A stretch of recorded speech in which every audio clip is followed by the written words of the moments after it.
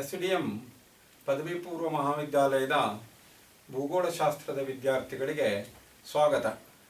ಪ್ರೀತಿಯ ವಿದ್ಯಾರ್ಥಿಗಳೇ, ಈ ವರ್ಷ ನಿಮಗೆ ಭೂಗೋಳಶಾಸ್ತ್ರವನ್ನು ನಾನು ಕಲಿಸ್ತೇನೆ. ನಿಮ್ಮ ಭೂಗೋಳ ಪಾಠಗಳನ್ನು ನಾನು ಮಾಡ್ತಾ ಇದ್ದೇನೆ. ನನ್ನ ಹೆಸರು RV ಹೆಗ್ಡೆ ಅಂತೇಳಿ. ನಾನು SDM ಡಿಗ್ರಿ ಮಹಾವಿದ್ಯಾಲಯದಲ್ಲಿ ನಿವೃತ್ತನಾಗಿದ್ದೇನೆ. ಸದ್ಯಕ್ಕೆ ನಿಮ್ಮ ತರಗತಿಗಳನ್ನು ಈ ವರ್ಷ ನಾನು ತೆಗೆದುಕೊಳ್ತಾ ಇದ್ದೇನೆ. ಭೂಗೋಳಶಾಸ್ತ್ರದ ತರಗತಿಗಳಿಗೆ ನಿಮಗೆ ಸುಸ್ವಾಗತ. ವಿದ್ಯಾರ್ಥಿಗಳೇ, ಈಗಾಗಲೇ ತರಗತಿಗಳು ಆರಂಭ ಆಗಬೇಕಿತ್ತು, ಆದರೆ ಕೊರೋನಾ ಕಾರಣದಿಂದ ತರಗತಿಗಳು ಲೇಟಾಗಿ ಆರಂಭ ಆಗ್ತಾ ಇದೆ. ಹೀಗಾಗಿ PU ಮಂಡಳಿಯವರು ಪಠ್ಯಕ್ರಮದಲ್ಲಿ ಹೆಚ್ಚು ಕಡಿಮೆ 30% ಕಡಿತವನ್ನು ಉಂಟು ಮಾಡಿದ್ದಾರೆ. ಏನು ಕಳೆದ ವರ್ಷದ ಸಿಲೆಬಸ್ ಇತ್ತು ಅಷ್ಟು ನಿಮಗೆ ಇಲ್ಲ. ಒಂದು 30% ಹೆಚ್ಚು ಕಡಿಮೆ ಆಗುವಷ್ಟು ಪಠ್ಯಕ್ರಮವನ್ನು ಕಡಿತಗೊಳಿಸಿದ್ದಾರೆ. ಆ ಪಠ್ಯಕ್ರಮವನ್ನು ನೀವು ಅಂತರ್ಜಾಲದಲ್ಲಿ ಕೂಡ ವೀಕ್ಷಿಸಬಹುದು, ಅಥವಾ ನನ್ನನ್ನು ಭೇಟಿಯಾದರೂ ಕೂಡ ನಿಮಗೆ ಪಠ್ಯಕ್ರಮವನ್ನು ವಿವರಿಸ್ತೇನೆ. ಯಾವ್ಯಾವುದು ಪರೀಕ್ಷೆಗೆ ಬರ್ತದೆ, ಯಾವುದು ಬರುವುದಿಲ್ಲ ಅಂತ ನಿಮಗೆ ನಾನು ಸ್ಪಷ್ಟಪಡಿಸ್ತೇನೆ. ಈ ವರ್ಷ ನಿಮಗೆ ತರಗತಿಗಳು ಆರಂಭ ಆಗ್ತಾ ಇದೆ ಇವತ್ತಿನಿಂದ, ಮತ್ತು ನಿರಂತರವಾಗಿ ತರಗತಿಗಳು ನಡೀತಾ ಹೋಗ್ತವೆ. ಪ್ರತಿ ದಿವಸ ಒಂದು ತರಗತಿಗಳು ನಡೀತವೆ. ವಾರದ ದಿನಗಳಲ್ಲಿ ಸೋಮವಾರದಿಂದ ಶನಿವಾರದವರೆಗೂ ಕೂಡ ತರಗತಿಗಳು ನಡೀತಾ ಹೋಗ್ತವೆ. ನೀವು ಅದನ್ನು ನಮ್ಮ ಯೂಟ್ಯೂಬ್ ಚಾನೆಲ್ದಲ್ಲಿ ವೀಕ್ಷಿಸಿ ಅದಕ್ಕೆ ಬೇಕಾದಂಥ ಸಿದ್ಧತೆಯನ್ನು ಮಾಡಿಕೊಂಡು ಪರೀಕ್ಷೆಯನ್ನು ಎದುರಿಸಲಿಕ್ಕೆ ಮಾನಸಿಕವಾಗಿ ನೀವು ಸಿದ್ಧತೆ ಮಾಡಿಕೊಳ್ಬೇಕು ಅಂತ ನಾನು ಕೋರ್ತಾ ಇದ್ದೇನೆ. ತರಗತಿಗಳು ಈಗ ಪ್ರಥಮ ವರ್ಷದ PUCಗೆ ನಾನು ಆರಂಭಿಸ್ತಾ ಇದ್ದೇನೆ. ಆರ್ಟ್ಸ್ ಮತ್ತು ಕಾಮರ್ಸ್, ಕಲಾ ಮತ್ತು ವಾಣಿಜ್ಯ ವಿದ್ಯಾರ್ಥಿಗಳಿಗೆ ಕಾಂಬೈನ್ಡ್ ಕ್ಲಾಸ್ ಇದು. ನಾವು ಯಾವಾಗೂ ಕೂಡ ಕಾಂಬೈನ್ಡ್ ಕ್ಲಾಸನ್ನೇ ಮಾಡ್ತಾ ಇದ್ದೇವೆ, ಈಗೂ ಕೂಡ ಮಾಡ್ತಾ ಇದ್ದೇವೆ. ಈ ವರ್ಷದ ಪೇಪರ್ ನಿಮ್ಗೆ ಗೊತ್ತಿರಬಹುದು, fundamentals of physical geography. Fundamentals of physical geography, ಪ್ರಾಕೃತಿಕ ಭೂಗೋಳ ಶಾಸ್ತ್ರ. ಅದನ್ನು ನಾವು ಈಗ ಆರಂಭಿಸುವ. ಯೂನಿಟ್ 1, ಘಟಕ 1, ಅಥವಾ ಅದನ್ನೇ ಅಧ್ಯಾಯ 1 ಅಂತ ಕರೀತಾರೆ. ಅದರಲ್ಲಿ ಪ್ರಥಮತ ಬರುವುದು meaning and definition of geography, ಅರ್ಥ ಮತ್ತು ವ್ಯಾಖ್ಯೆ. ಭೂಗೋಳಶಾಸ್ತ್ರ ಅಂದರೆ ಏನು, ಅದರ ಅರ್ಥ ಮತ್ತು ವ್ಯಾಖ್ಯೆ. ನಿಮಗೆ ಈ ಶಬ್ದ ಬಹಳ ಪರಿಚಿತವಾದದ್ದು. ಭೂಗೋಳಶಾಸ್ತ್ರ ಸರಳವಾದ ಶಬ್ದ. ಅದು ಭೂಮಿಯ ಕುರಿತಾದ ಅಧ್ಯಯನ. ಭೂಮಿ ಗೋಳಾಕಾರವಾಗಿ ಇದೆ, ಆದ್ದರಿಂದ ಅದನ್ನು ಭೂಗೋಳ ಅಂತ ಕರೀತಾನೆ. ಯಾವುದೇ ಶಾಸ್ತ್ರ ಅಂದರೆ ಕ್ರಮಬದ್ಧವಾಗಿ ಅಧ್ಯಯನ ಮಾಡೋದು. ಹೀಗಾಗಿ ಭೂಗೋಳಶಾಸ್ತ್ರವು ಕೂಡ ಭೂಮಿಯ ಕ್ರಮಬದ್ಧವಾದ ಅಧ್ಯಯನ, ಸಿಸ್ಟಮೆಟಿಕ್ ಸ್ಟಡಿ ಆಫ್ ಅರ್ತ್. ಈ ಜಿಯೋಗ್ರಫಿ ಅನ್ನುವಂಥ ಶಬ್ದ ಗ್ರೀಕ್ ಭಾಷೆಯಿಂದ ಬಂದಿದೆ. ಗ್ರೀಕ್ ಭಾಷೆಯ ಶಬ್ದ ಇದು, ಗ್ರೀಕ್ ವರ್ಡ್, ಗ್ರೀಕ್ ಭಾಷೆಯಿಂದ ಬಂದಿದೆ. ಅದರ ಅರ್ಥ ಏನು? ಗ್ರೀಕ್ ಭಾಷೆಯ ಜಿಯೋ ಪ್ಲಸ್ ಗ್ರಾಫೋಸ್, ಈ ಎರಡು ಶಬ್ದಗಳು ಸೇರಿ ಜಿಯೋಗ್ರಫಿ ಅಂತ ಆಗ್ತದೆ. Geo means earth, graphos means study. ಅಂದ್ರೆ ಏನಾಯ್ತು ಅಲ್ಲಿಗೆ? Geography means study of earth, discussion of earth. ಭೂಗೋಳಶಾಸ್ತ್ರ ಅಂದರೆ ಭೂಮಿಯ ಅಧ್ಯಯನ, ಭೂಮಿಯ ಕುರಿತಾಗಿ ತಿಳಿದುಕೊಳ್ಳುವುದು, ಭೂಮಿಯ ಕುರಿತಾಗಿ ವ್ಯಾಸಂಗ ಮಾಡುವುದು. Study of earth and its inhabitants. ನಮಗೆ ಭೂಮಿ ಅಂದ್ಕೊಳ್ಳೆ ನಮ್ಮ ಆದ್ಯತೆ ಭೂಮಿಯ ನಿವಾಸಿಯಾದ ಮನುಷ್ಯ. ಭೂಮಿ ಮತ್ತು ಮನುಷ್ಯನಿಗೂ ಏನು ಸಂಬಂಧ ಇದೆ? ಯಾಕೆಂದರೆ ಭೂಮಿ ಮನುಷ್ಯನ ವಾಸಸ್ಥಾನ. ನಮಗೆ ಇಲ್ಲಿವರೆಗೆ ತಿಳಿದಿರುವಂತೆ ಮನುಷ್ಯನಿಗೆ ವಾಸಯೋಗ್ಯವಾದಂಥ ಒಂದು ಸ್ಥಳ ಇರುವುದು ಭೂಮಿ. ಹೀಗಾಗಿ ಭೂಮಿಗೂ ಮನುಷ್ಯನಿಗೂ ಏನು ಸಂಬಂಧ ಇದೆ, ಭೂಮಿಯ ಪ್ರಭಾವ ಮನುಷ್ಯನ ಮೇಲೆ ಏನಾಗ್ತದೆ, ಇದು ಬಹಳ ಕುತೂಹಲದ ವಿಷಯ. ಆದ್ದರಿಂದ ಬಹಳ ಪ್ರಾಚೀನ ಕಾಲದಿಂದಲೂ ಕೂಡ ಭೂಗೋಳಶಾಸ್ತ್ರವನ್ನು ಅಧ್ಯಯನ ಮಾಡ್ತಾ ಬಂದಿದ್ದಾರೆ. Geography, study of earth, discussion of earth. Jio means earth, ಆದ್ದರಿಂದ ಇದನ್ನು ಅರ್ತ್ ಸೈನ್ಸ್ ಅಂತ ಕೂಡ ಕರೀತಾರೆ.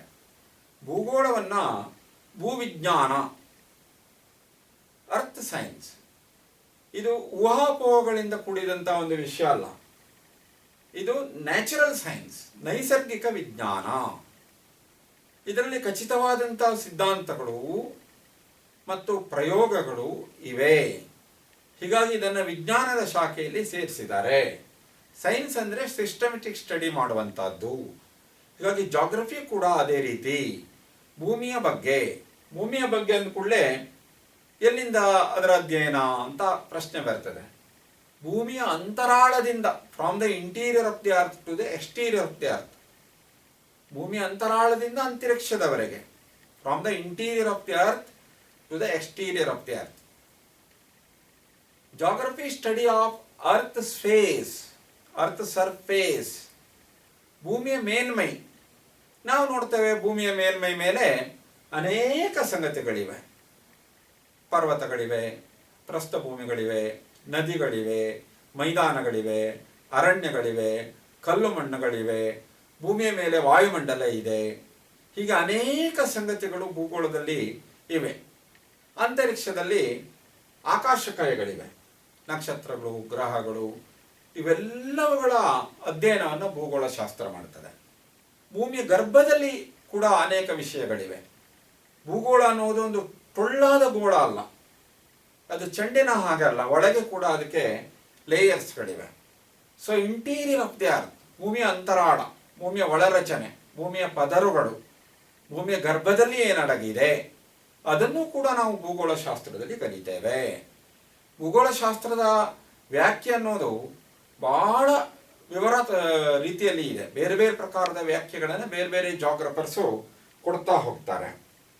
ಜಿಯೋಗ್ರಫಿ ಈ study of interior of the earth, surface of the earth and the space on the above of the earth. Geography includes lithosphere,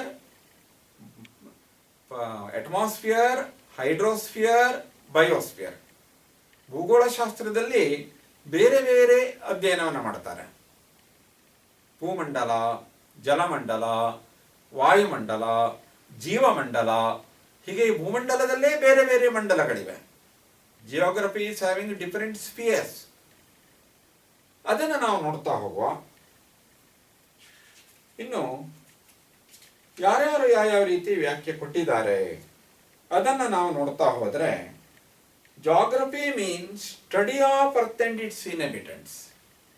ಭೂಗೋಳ ಶಾಸ್ತ್ರ ಅಂದರೆ ಭೂಮಿ ಮತ್ತು ಭೂಮಿಯ ನಿವಾಸಿಗಳ ಅಧ್ಯಯನ. Geography study of earth and its inhabitants, mainly human beings. ಭೂಮಿಯ ಮೇಲೆ ಮನುಷ್ಯನೊಬ್ಬನೇ ಅಲ್ಲ, ಸಸ್ಯಗಳಿವೆ, ಪ್ರಾಣಿಗಳಿವೆ, ಅನೇಕ ಜೀವ ಜಂತುಗಳಿವೆ. ಆದರೆ ನಮ್ಮ ಪ್ರಧಾನ ಲಕ್ಷ್ಯ ಇರುವುದು ಮನುಷ್ಯ, ಯಾಕಂದ್ರೆ ನಾವು ಮಾನವರು. Geography study of earth surface as the environment of man kind. ಇವತ್ತು ಹೆಚ್ಚು ಪ್ರಚಲಿತದಲ್ಲಿರುವಂಥ ಶಬ್ದ ಅಂದರೆ ಪರಿಸರ. ಹೀಗಾಗಿ ಭೂಗೋಳ ಶಾಸ್ತ್ರದಲ್ಲಿ ಪರಿಸರ ಅಧ್ಯಯನವೇ ಮುಖ್ಯ. Geography study of earth surface as the environment of mankind.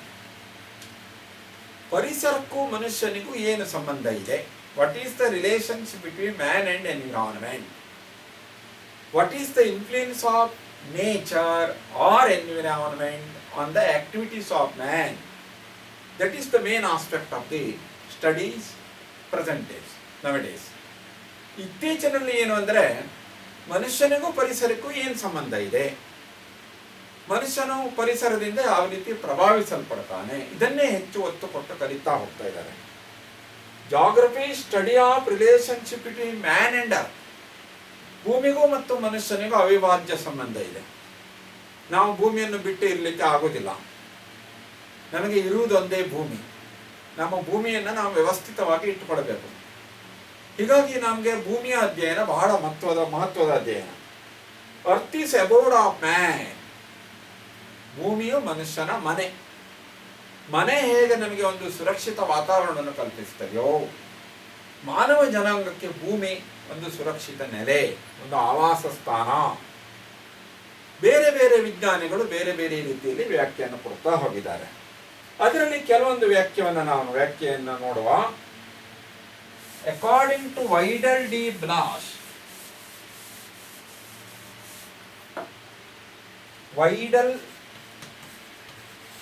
D la Blache ಎನ್ನುವಂಥ ವಿಜ್ಞಾನಿಗಳು ಇವರು ಏನು ವ್ಯಾಖ್ಯೆ ಕೊಟ್ಟರು? Vidal de Blache geography the science of places ಅಂತ ಹೇಳಿದ್ರು. ವೈಡಲ್ ಡಿ ಬ್ಲಾಶ್ ಅನ್ನುವಂಥ ಜಿಯೋಗ್ರಫರ್ ಇವರ ವ್ಯಾಖ್ಯೆ ಏನು? ಭೂಗೋಳಶಾಸ್ತ್ರವನ್ನು ಇವರು ಯಾವ ದೃಷ್ಟಿಕೋನದಿಂದ ನೋಡಿದರು? ಜಾಗ್ರಫಿ ಸೈನ್ಸ್ ಆಫ್ ಪ್ಲೇಸಸ್, ಸ್ಥಳಗಳ ವಿಜ್ಞಾನ. ಭೂಗೋಳಶಾಸ್ತ್ರದಲ್ಲಿ ಪ್ರಧಾನವಾಗಿ ಪ್ರದೇಶಗಳ ಬಗ್ಗೆ ಕಲಿತಾರೆ. ಪ್ಲೇಸಸ್, ಜಗತ್ತು, ದೇಶ, ರಾಜ್ಯ, ಜಿಲ್ಲೆ, ತಾಲೂಕು, ಹೀಗೆ ಪ್ರಾದೇಶಿಕ ಅಧ್ಯಯನ ಇದೆ. ಪರ್ವತ, ಪ್ರಸ್ಥಭೂಮಿ, ಮೈದಾನ, ರೀಜನಲ್ ಸ್ಟಡಿ ಮಾಡ್ತಾರೆ. Geography science of places, history science of when, geography science of where. ಇತಿಹಾಸದಲ್ಲಿ ಏನು ಬರ್ತದೆ? ಹಿಸ್ಟ್ರಿ ಸ್ಟಡಿ ಆಫ್ ವೆನ್, ಯಾವಾಗ. ಜಾಗ್ರಫಿ ವೇರ್, ಎಲ್ಲಿ. ಇತಿಹಾಸದಲ್ಲಿ ಏನು ಮಾಡ್ತಾರೆ? ವಿವಿಧ ಕಾಲಘಟ್ಟದಲ್ಲಿ ಭೂಮಿಯ ಮೇಲೆ ಏನಾಯಿತು. ಮಾನವನ ಜನಾಂಗದ ಇತಿಹಾಸ ಅಂದರೆ ಬೇರೆ ಬೇರೆ ಕಾಲದಲ್ಲಿ ನಡೆದಂಥ ಘಟನೆಗಳ ಅಧ್ಯಯನ. ಭೂಗೋಳದಲ್ಲಿ ಎಲ್ಲೆಲ್ಲಿ ಏನೇನಾಯಿತು, ಎಲ್ಲೆಲ್ಲಿ ಏನೇನಿದೆ, ಇಲ್ಲಿ ವೇರ್ ಅನ್ನುವುದು ಪ್ರಧಾನ. ಇತಿಹಾಸದಲ್ಲಿ ಕಾಲದ ಅಧ್ಯಯನ ಆದರೆ ಭೂಗೋಳದಲ್ಲಿ ಸ್ಥಳದ ಅಧ್ಯಯನ. ಅದಕ್ಕಾಗಿ history study of charts, geography study of maps ಅಂತ ಕರೀತಾರೆ. ಇತಿಹಾಸದಲ್ಲಿ ವ್ಯಕ್ತಿಗಳ ಅಧ್ಯಯನ ಮಾಡ್ತಾರೆ, ಭೂಗೋಳಶಾಸ್ತ್ರದಲ್ಲಿ ನಕ್ಷೆಗಳ ಅಧ್ಯಯನ ಮಾಡ್ತಾರೆ. ನಕ್ಷೆಗಳು ಭೂಗೋಳಶಾಸ್ತ್ರದಲ್ಲಿ ವ್ಯಾಪಕವಾಗಿ ಬಳಕೆ ಆಗ್ತವೆ. So geography is study of way. ಭೂಗೋಳಶಾಸ್ತ್ರದಲ್ಲಿ ಪ್ರಧಾನವಾದ ಪ್ರಶ್ನೆ ಬರುವುದು ಎಲ್ಲಿ, ಯಾವ ಸ್ಥಳದಲ್ಲಿ, ಸ್ಥಳಗಳ ವಿಜ್ಞಾನ ಅಂತ ಕರೆದರು. ಹೀಗಾಗಿ ಪ್ರಾದೇಶಿಕ ಅಧ್ಯಯನಕ್ಕೆ ಬಹಳ ಮಹತ್ವ ಇದೆ. ಜಾಗ್ರಫಿ ಅಂದ್ಕೊಳ್ಳೆ ವಿಶಾಲವಾದ ಹೊರವನ್ನು ಹೊಂದಿದೆ, ವಿಶಾಲವಾದ ವ್ಯಾಪ್ತಿಯನ್ನು ಹೊಂದಿದೆ. ಭೂಮಿಯ ಅಂತರಾಳದಿಂದ ಅಂತರಿಕ್ಷದವರೆಗೆ ಅಧ್ಯಯನದ ವಿಸ್ತಾರ ಇದ್ದರೂ ಕೂಡ ನಮಗೆ ಪ್ರಧಾನ ಲಕ್ಷ್ಯ ಇರುವುದು ಭೂಮಿಯ ಮೇಲ್ಮೈ, surface of the earth. Geography deals mainly with the outer surface of the earth where human beings are dwelling. ನಮಗೆ ಮೇಲ್ಮೈ ಮೇಲೆ ಹೆಚ್ಚು ಲಕ್ಷ್ಯ. ಯಾಕೆಂದರೆ ಇವತ್ತು ಬಹುತೇಕ ಜೀವಿಗಳು ಮನುಷ್ಯನನ್ನು ಒಳಗೊಂಡಂತೆ ವಾಸವಾಗಿರುವುದು ಭೂಮಿಯ ಮೇಲ್ಮೈ ಮೇಲೆ, ಅಥವಾ ನಾವು ನೆಲ ಅಂತೇನು ಕರೀತೇವೆ, ಲ್ಯಾಂಡ್, ಅದರ ಅಧ್ಯಯನವನ್ನು ನಾವು ಹೆಚ್ಚು ಮಾಡ್ತೇವೆ. ಅದನ್ನೇ ಲ್ಯಾಂಡ್ ಸರ್ಫೇಸ್ ಅಂತ ಕರೀತಾರೆ. ನಾವೇನು ಪ್ರಧಾನವಾಗಿ ಕಲಿತೇವೆ ಸರ್ಫೇಸ್ ಆಫ್ ದಿ ಅರ್ತ್ ಅಥವಾ land forms. Surface of the earth ಅಲ್ಲಿ ಏನೇನಿದೆ? ಲ್ಯಾಂಡ್ ಫಾರ್ಮ್ಸ್ ಇದೆ, ಭೂಸ್ವರೂಪಗಳು. ಭೂಸ್ವರೂಪ ಅಂದ್ಕೊಳ್ಳೆ ಪ್ರಧಾನವಾಗಿ ಬರುವುದು ಪರ್ವತಗಳು, ಮೌಂಟೇನ್ಸ್ ಅಂಡ್ ಹಿಲ್ಸ್, ಪರ್ವತಗಳು ಮತ್ತು ಗುಡ್ಡಗಳು. ಪ್ರಸ್ಥಭೂಮಿ, ತಪ್ಪಲು ಪ್ರದೇಶಗಳು ಅಥವಾ ಪ್ಲೇಟೋ, ಪ್ಲೇನ್ಸ್, ಮೈದಾನಗಳು, ಡೆಸರ್ಟ್ಸ್, ಮರುಭೂಮಿಗಳು. ಆ ನಂತರ ವಾಟರ್ ಫೀಚರ್ಸ್ಗಳು, ಅದನ್ನೇ ನಾವು ಜಲಮಂಡಲ ಅಂತ ಕರೀತೇವಲ್ಲ, hydrosphere. It includes sea, ocean, rivers, lakes and so many other things. ಅದು ಎಲ್ಲಿದೆ? ಜಲಮಂಡಲ ಎಲ್ಲಿದೆ? ಭೂಮಿಯ ಮೇಲ್ಮೈ ಮೇಲೆ ಇದೆ. ಆ ನಂತರ ವಾಯುಮಂಡಲ, atmosphere. Atmosphere is on the surface of the earth. ಭೂಮಿಗೆ ತಾಗಿಕೊಂಡಂತೆ, ಭೂಮಿ ಮೇಲ್ಮೈಗೆ ಹೊಂದಿಕೊಂಡಂತೆ ವಾಯುಮಂಡಲ ಇದೆ. Atmosphere is on the above earth, on the surface of the earth. ವಾಯುಮಂಡಲದ ಪ್ರಭಾವ ನಮ್ಮ ಮೇಲೆ ಬಹಳ ಇದೆ. What we study in atmosphere? ವಾಯುಮಂಡಲದಲ್ಲಿ ನಾವೇನು ಕಲಿತೇವೆ ಅದನ್ನೇ ಕ್ಲೈಮೇಟಾಲಜಿ ಅಂತ ಕರೀತಾರೆ, ವಾಯುಗುಣ ವಿಜ್ಞಾನ. ಅದೇ ಒಂದು ಪ್ರತ್ಯೇಕ ಶಾಖೆ ಇದೆ ಕ್ಲೈಮೇಟಾಲಜಿ ಅಂತೇಳಿ. ಇಲ್ಲಿ ನಾವು ವಾಯುಮಂಡಲದ ಉಷ್ಣತೆ, ಒತ್ತಡ, ಗಾಳಿ, ಮಳೆಗಳು, ಅನೇಕ ಸಂಗತಿಗಳನ್ನು ಕಲಿತೇವೆ. In climatology we study about temperature, distribution of temperature, pressure, winds, rainfall, and so many other things. ವಾಯುಮಂಡಲಕ್ಕೂ ಕೂಡ ಆಧಾರವಾಗಿರುವುದು ಭೂಮಿನೇ. ಭೂಮಿ ಮೇಲೆ ವಾಸಯೋಗ್ಯವಾದಂಥ ವಾಯುಮಂಡಲ ಇರೋದ್ರಿಂದ ಇವತ್ತು ಜೀವಿಗಳಿದ್ದಾವೆ. ಹೀಗಾಗಿ ವಾಯುಮಂಡಲದ ಅಧ್ಯಯನ ಕೂಡ ಬಹಳ ಮಹತ್ವದ್ದು. ಆ ನಂತರ ಸಾಗರಗಳ ಅಧ್ಯಯನ, ಓಷನೋಗ್ರಫಿ ಅಂತ ಕರೀತಾರೆ. ಓಷನೋಗ್ರಫಿಯಲ್ಲಿ ಏನು ಕರೀತೇವೆ? ಸಾಗರಗಳು, ಸಮುದ್ರಗಳು, ಮಹಾಸಾಗರಗಳು, ಅಳಿವೆಗಳು, ಆಕಾತಗಳು, ಕಾರಿಗಳು, ಕೊಲ್ಲಿಗಳು, ಈ ರೀತಿ ಜಲಸ್ವರೂಪಗಳ ಬಗ್ಗೆ ಕರೀತಾರೆ. In the oceanography you study about hydrosphere. Hydro ಅಂದರೆ ನೀರು, ನಿಮಗೆ ಗೊತ್ತಿದೆ. Sea, ocean, lakes, bays, gulfs, ocean tides, ocean currents, so many things are studied in oceanography. It is a branch of geography. ಆ ನಂತರ ಬಯೋಸ್ಫಿಯರ್ ಬಗ್ಗೆ ಕಲಿತೇವೆ. ಬಹುತೇಕ ಜೀವಿಗಳು ಇರುವುದು ಈ ಲ್ಯಾಂಡ್ ಫಾರ್ಮ್ಸ್ ಮೇಲೆ. ನಾವೇನು ಜೀವಿಗಳು ಅಥವಾ ಲಿವಿಂಗ್ ಬೀಯಿಂಗ್ಸ್ ಅಂತ ಕರಿತೇವೆ, ಲೈಫ್ ಅಂತ ಕರಿತೇವಲ್ಲ, ಈ ಬಯೋಸ್ಫಿಯರ್ ಇರುವುದು ಈ ಭೂಮಿಯ ಮೇಲ್ಮೈ ಮೇಲೆ ಹೆಚ್ಚಿದೆ. ಜಲದಲ್ಲೂ ಇವೆ, ನೆಲದಲ್ಲೂ ಇದೆ, ಗಗನದಲ್ಲೂ ಇವೆ. ಪ್ರಧಾನವಾಗಿ ಭೂರಾಶಿ ಮೇಲೆ ಕಂಡುಬರುವುದು ಜೀವರಾಶಿ ಕೆಳ ಹಂತದಲ್ಲಿ, ಕೆಳಗಿನ ಎತ್ತರದಲ್ಲಿ. ಲ್ಯಾಂಡ್ ಸರ್ಫೇಸ್ ಮೇಲೆ ಹೆಚ್ಚು ಕಂಡು ಬರ್ತವೆ. ಓಷನ್ಸಲ್ಲಿ ಹೆಚ್ಚಿದೆ, ಆನಂತರ ಲ್ಯಾಂಡ್ ಸರ್ಫೇಸಲ್ಲಿ ಇದೆ. ಸ್ಪೇಸಲ್ಲಿ ಇರುವಂಥದ್ದು ಅಥವಾ ವಾಯುಮಂಡಲದಲ್ಲಿ ಇರುವಂಥ ಪ್ರಮಾಣ ಬಹಳ ಕಡಿಮೆ. ಸೂಕ್ಷ್ಮಾಣು ಜೀವಿಗಳು, ಕೆಲವೊಂದು ಖಗಪಕ್ಷಿಗಳು ಮಾತ್ರ ಕಂಡು ಬರ್ತವೆ. ಮತ್ತು man is gift of nature. ಮಾನವನು ನಿಸರ್ಗದ ಕೊಡುಗೆ. Man is gift of nature. ಈ ಮನುಷ್ಯ ಏನಿದ್ದಾನೆ ಅವನು ಭೂಮಿಯ ಕೊಡುಗೆ, ಭೂಮಿಯ ದೊಡ್ಡ ಕೊಡುಗೆ ಅವನು. ನೈಸರ್ಗಿಕ ಪರಿಸರ, ನ್ಯಾಚುರಲ್ ಎನ್ವಿರಾನ್ಮೆಂಟ್, ಮೇನ್ಲಿ ಫಿಸಿಕಲ್, ಇದು ಪ್ರಾಕೃತಿಕ ಭೂಗೋಳ ಶಾಸ್ತ್ರ. ಇಲ್ಲಿ ಒತ್ತು ಕೊಟ್ಟಿರುವುದು ಪ್ರಕೃತಿ, ನೇಚರ್, ಎನ್ವಿರಾನ್ಮೆಂಟ್. ನೈಸರ್ಗಿಕ ಪರಿಸರ ಅಂದ್ಕೊಳ್ಳೆ ಪ್ರಧಾನವಾಗಿ ಬರುವುದು ಲ್ಯಾಂಡ್ ಫಾರ್ಮ್ಸ್, ನೆಲಗಳು, ವಾಟರ್ ಅಥವಾ ಹೈಡ್ರೋಸ್ಫಿಯರ್, ಅಟ್ಮಾಸ್ಫಿಯರ್, ನ್ಯಾಚುರಲ್ ವೆಜಿಟೇಷನ್, ಅರಣ್ಯಗಳು. ಇವತ್ತು ಭೂಮಿಯ ಮೇಲೆ ವ್ಯಾಪಕವಾಗಿ ಸಸ್ಯವರ್ಗ ಇದೆ. ಸಸ್ಯವರ್ಗಗಳ ಪಾತ್ರ ಬಹುದೊಡ್ಡದು. ಅದರಲ್ಲೂ ಅರಣ್ಯಗಳ ಕೊಡುಗೆ ಅಪಾರ. ಅರಣ್ಯಗಳ ಬಗ್ಗೆ ಅಧ್ಯಯನ ಮಾಡ್ತಾರೆ. ಖನಿಜಗಳು, ಆರ್ಥಿಕ ಮಹತ್ವವುಳ್ಳಂಥ ಖನಿಜಗಳು ಇವತ್ತು ಭೂಮಿ ಮೇಲೆ ಲಭ್ಯ ಇವೆ. ಅನೇಕ ಬಗೆಯ ಖನಿಜಗಳಿವೆ. Number of minerals are on the earth. ಏನು ಮೈನಿಂಗ್ ಅಂತ ಏನು ಆಕ್ಟಿವಿಟೀಸ್ ನಡೀತದೆ, ಅದನ್ನು ಡಿಪೆಂಡ್ ಆಗಿ ಇಂಡಸ್ಟ್ರೀಸ್ ಏನು ನಡೀತದೆ, ಅದಕ್ಕೆ ಆಧಾರವಾಗಿರುವುದು ಭೂಮಿ ಮೇಲಿರುವಂಥ ಖನಿಜ ಸಂಪನ್ಮೂಲ, ಮಿನರಲ್ ರಿಸೋರ್ಸಸ್. ಮಿನರಲ್ ರಿಸೋರ್ಸಸ್ ಎಲ್ಲಿದೆ? ಭೂಮಿಯ ಮೇಲಿದೆ, ನೆಲದ ಮೇಲಿದೆ. ನಾವಿವತ್ತು ಅನೇಕ ಸೌಲಭ್ಯಗಳನ್ನು ಹೊಂದಲಿಕ್ಕೆ ಕಾರಣ ಆಗಿರುವುದು ಈ ಮಿನರಲ್ಸ್ಗಳು. ಮಿನರಲ್ಸ್ಗಳಿಗೆ ಬಹಳ ಮಹತ್ವ ಇದೆ. Geography deals with earth and its life. ಭೂಗೋಳಶಾಸ್ತ್ರ ಅಂದ್ಕೂಡಲೇ ಭೂಮಿ ಮತ್ತು ಅದರ ಜೀವಿಗಳ ಅಧ್ಯಯನ. ಅರ್ತ್ ಅಂಡ್ ಇಟ್ಸ್ ಲೈಫ್ ಏನೇನು ಬರ್ತದೆ ಅದರಲ್ಲಿ? ಡಿಸ್ಕ್ರಿಪ್ಷನ್ ಆಫ್ ಲ್ಯಾಂಡ್, ಭೂಮಿಯ ಬಗ್ಗೆ ಬರ್ತದೆ. ಸಿ, ಸಮುದ್ರಗಳು, ಲ್ಯಾಂಡ್, ಸಸ್ಯಗಳು, ಅನಿಮಲ್ಸ್, ಪ್ರಾಣಿಗಳು, ಇನ್ಕ್ಲೂಡಿಂಗ್ ಮ್ಯಾನ್ ಮತ್ತು ಅವನ ಆಕ್ಟಿವಿಟೀಸ್ಗಳು. ಈ study in geography man and his activities on the earth. The influence of environment on man, the influence of environment on human activities. Modern ಜಾಗ್ರಫಿಯಲ್ಲಿ ಏನು ಕಲಿತೇವೆ? ಈಗೆಲ್ಲ ವಿಷಯಗಳು ಆಧುನೀಕರಣಗೊಂಡಿವೆ.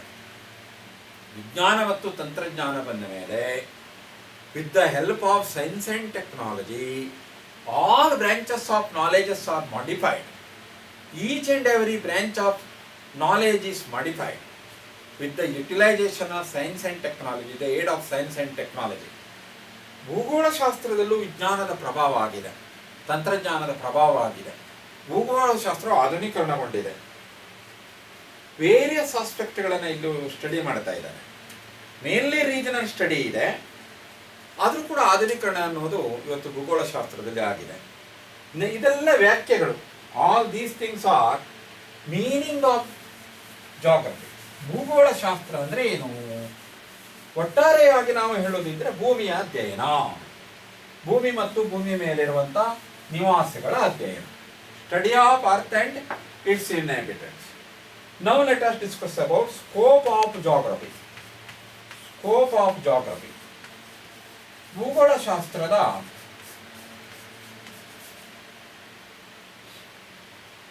ವ್ಯಾಪ್ತಿ ಏನು? ವ್ಯಾಪ್ತಿ, ಭೂಗೋಳ ಶಾಸ್ತ್ರದ ವ್ಯಾಪ್ತಿ, ಸ್ಕೋಪ್. ಏನು ಸ್ಕೋಪ್ ಇದೆ ಇದಕ್ಕೆ?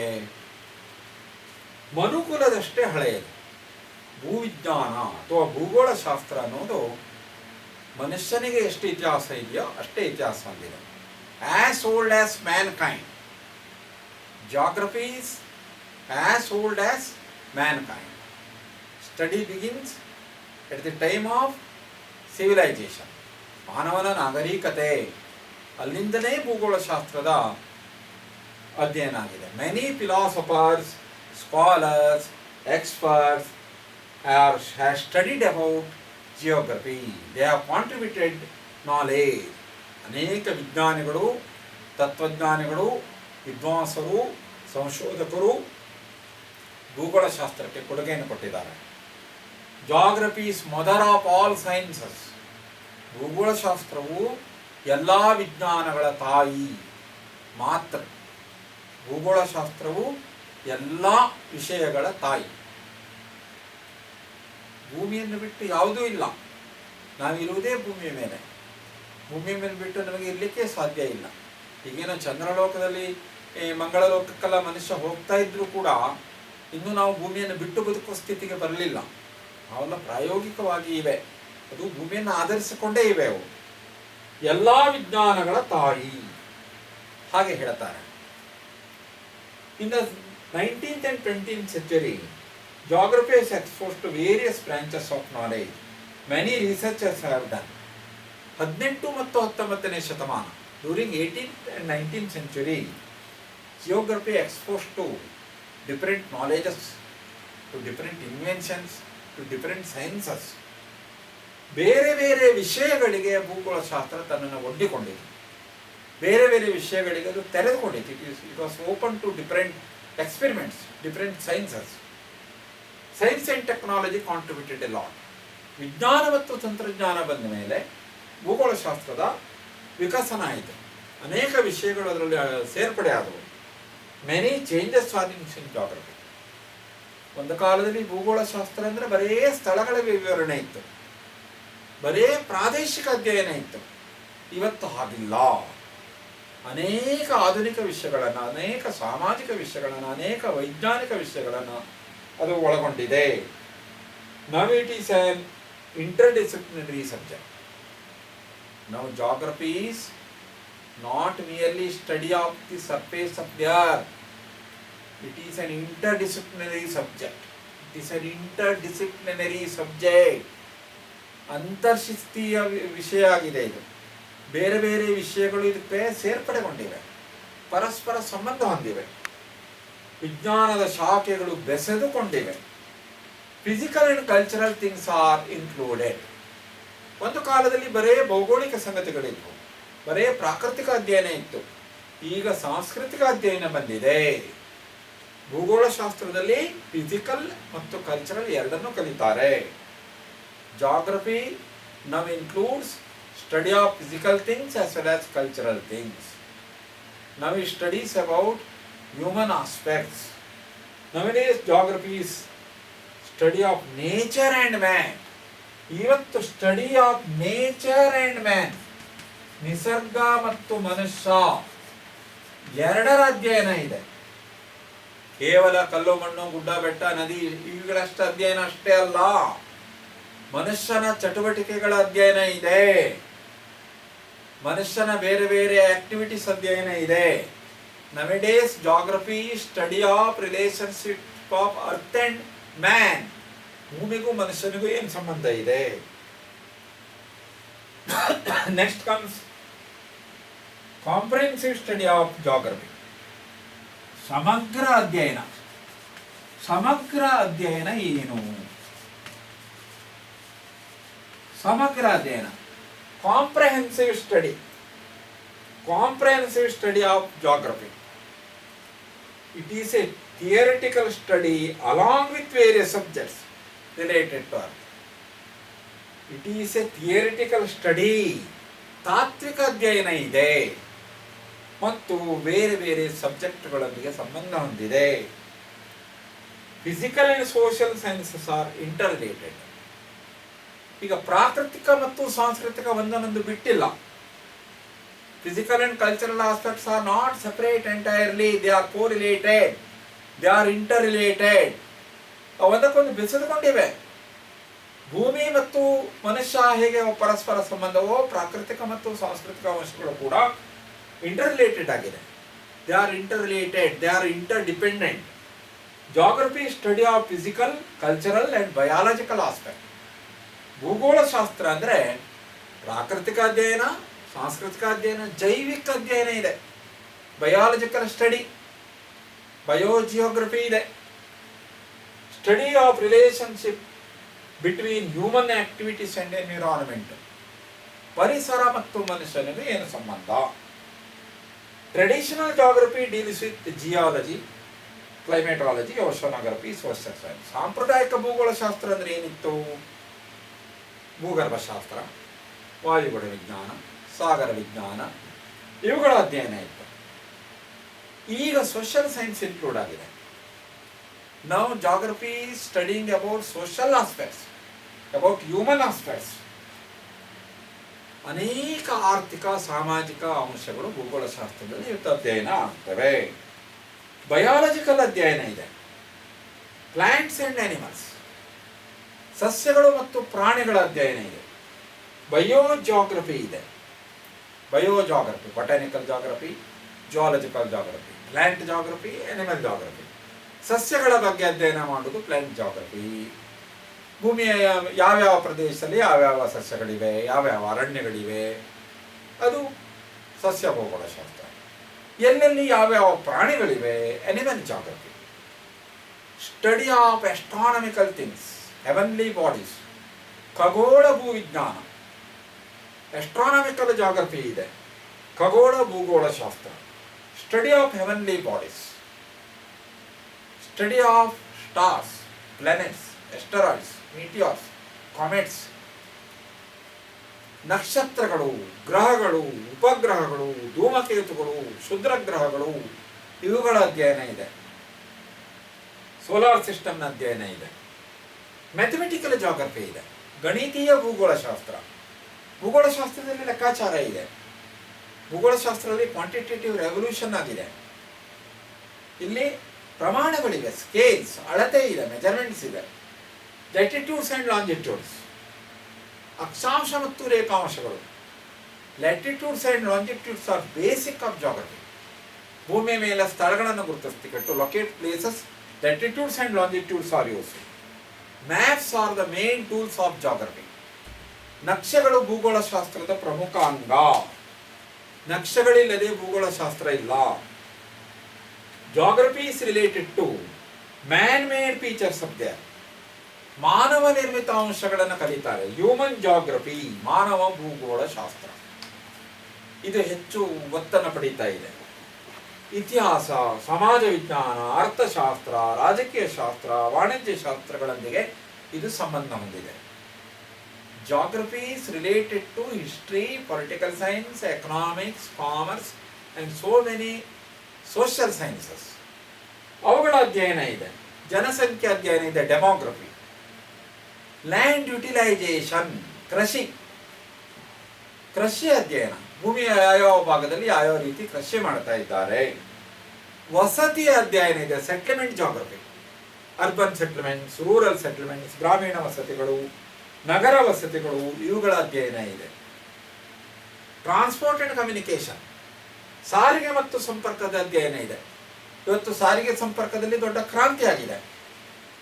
ಜಗತ್ತು ಕಿರಿದಾಗಿದೆ ಅಂತ ಹೇಳ್ತಾ ಇದ್ದಾರೆ. ಯಾಕೆಂದ್ರೆ ಸಾರಿಗೆ ಮತ್ತು ಸಂಪರ್ಕದಲ್ಲಿ ಆದಂತಹ ಕ್ರಾಂತಿಯಿಂದ earth has become small, universe has become small due to revolution of transport and communication. ಭೂಮಿಯ ಬೇರೆ ಬೇರೆ ಪ್ರದೇಶದಲ್ಲಿ ಬೇರೆ ಬೇರೆ ವಿಧದ ಸಾರಿಗೆಗಳಿವೆ. ಸಾರಿಗೆಗೆ ಪೂರಕವಾದ ಅಂಶಗಳಿವೆ, ಪ್ರತಿಕೂಲ ಅಂಶಗಳಿದೆ. ಅದರ ಅಧ್ಯಯನ ಆಗ್ತದೆ. Various studies about transport and communication. ಆ ನಂತರ geography is related to many social sciences, history, sociology, economics, commerce, ಅನೇಕ ವಿಷಯಗಳಿಗೆ ಸಂಬಂಧ ಇದೆ. ಹಿಸ್ಟ್ರಿಯಲ್ಲಿ ಪಾಸ್ಟ್, ಹಿಂದೆ ಏನಾಯಿತು, ಲೈಫ್ ಸ್ಟೈಲ್ ಹೇಗಿತ್ತು, ಇವುಗಳನ್ನು ಕಲಿತಾರೆ. ಜಾಗ್ರಫಿಯಲ್ಲಿ ಯಾವ್ಯಾವ ಸ್ಥಳದಲ್ಲಿ ಏನೇನಾಯಿತು, ಇಲ್ಲಿ ಸ್ಥಳಕ್ಕೆ ಮಹತ್ವ, ಅದರ ಘಟನೆಯ ಮೇಲೆ ಸ್ಥಳದ ಪ್ರಭಾವ ಏನಾಯಿತು. ಏನಾದರೂ ಒಂದು ಭೌಗೋಳಿಕ ಘಟನೆ ನಡೀತದೆ ಅಂದರೆ ಅದಕ್ಕೆ ಸ್ಥಳದ ಪ್ರಭಾವ ಇರ್ತದೆ. ಹೀಗಾಗಿ ಇದು ಸ್ಥಳಗಳ ವಿಜ್ಞಾನ ಅಂತ ಕೂಡ ಕರೀತಾರೆ. ಮತ್ತು ಪೊಲಿಟಿಕಲ್ ಸೈನ್ಸನ್ನು ಕೂಡ ಇದಕ್ಕೆ ರಿಲೇಟ್ ಮಾಡಿದ್ದಾರೆ. ಪೊಲಿಟಿಕಲ್ ಜಾಗ್ರಫಿ ಇದೆ.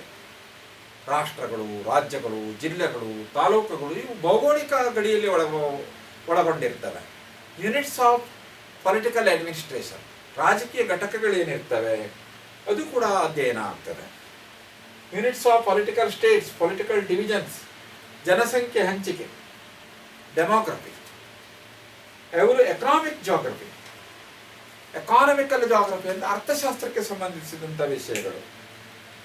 ಪ್ರೊಡಕ್ಷನ್, ಡಿಸ್ಟ್ರಿಬ್ಯೂಷನ್, ಕನ್ಸಂಪ್ಷನ್ ಇವುಗಳ ಬಗ್ಗೆ, ವಸ್ತುಗಳ ಉತ್ಪಾದನೆ, ಹಂಚಿಕೆ, ವಿನಿಮಯ, ಉಪಭೋಗ ಇವುಗಳ ಬಗ್ಗೆ. ಈ ವಿಷಯದ ಮೇಲೆ ಸ್ಥಳದ ಪ್ರಭಾವ ಏನಾಯಿತು ಅದರ ಅಧ್ಯಯನ ಆಗ್ತದೆ. Influence of regions on trade and commerce, ವಾಣಿಜ್ಯ ಅಂಶದ ಮೇಲೆ ಭೂಮಿಯ ಪ್ರಭಾವ ಏನು. ಕಮರ್ಷಿಯಲ್ ಜಾಗ್ರಫಿಯಲ್ಲಿ ಅದೆಲ್ಲ ಕಲಿತಾರೆ. ರೀಜನಲ್ ಡಿಸ್ಟ್ರಿಬ್ಯೂಷನ್ ಬಗ್ಗೆ ಕಲಿತಾರೆ. ಡೆಮೋಗ್ರಫಿಯಲ್ಲಿ ಪ್ರಧಾನವಾಗಿ population density, population distribution, population explosion ಇವುಗಳ ಬಗ್ಗೆ ಕಲಿತಾರೆ. So human geography study of relation between man and nature, man and earth. ನಾವೀಗ ಕನ್ಕ್ಲೂಡ್ ಮಾಡೋದಿದ್ರೆ ಭೂಗೋಳಶಾಸ್ತ್ರ ಅಂದರೆ ಇವತ್ತು ಅನೇಕ ವಿಷಯಗಳನ್ನು ಹೊಂದಿದೆ. Geography is now covering many aspects of knowledge, many branches of knowledge. It is not only study of physical aspect, it is study of cultural aspect also. ಇದು ವಿಜ್ಞಾನಕ್ಕೆ ತೆರೆದುಕೊಂಡಿದೆ. ಹೀಗಾಗಿ ಹೊಸ ಹೊಸ ವಿಷಯಗಳು ಇದರಲ್ಲಿ ಸೇರ್ಪಡೆ ಆಗ್ತಾ ಇದೆ. Physical and cultural aspects are studied. ಇವತ್ತಿನ ಪಾಠದಲ್ಲಿ ಇಷ್ಟು ವಿಷಯವನ್ನು ನಾವು ಕಲ್ತಿದ್ದೇವೆ. ನೆಕ್ಸ್ಟ್ ತರಗತಿಯಲ್ಲಿ ನಿಮಗೆ ಇನ್ನೂ ಹೆಚ್ಚಿನ ವಿವರವನ್ನು ನೀಡ್ತಾ ಹೋಗ್ತೇನೆ. ರೆಗ್ಯುಲರ್ ಆಗಿ ಇದನ್ನು ವೀಕ್ಷಣೆ ಮಾಡ್ತಾ ಇರಿ. ಧನ್ಯವಾದಗಳು.